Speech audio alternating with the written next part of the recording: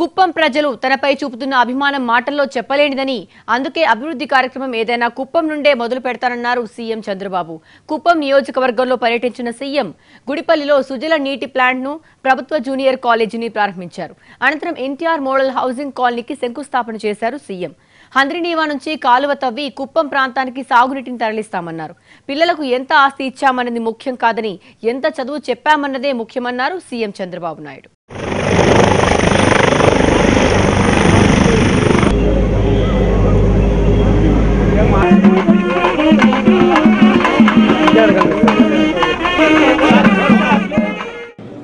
ఈరోజు మీరు చూశారు, ఆర్డినరీ పీపుల్ నాలెడ్జ్ వల్ల ఎక్స్ట్రాడినరీ పీపుల్గా తయారయ్యారు.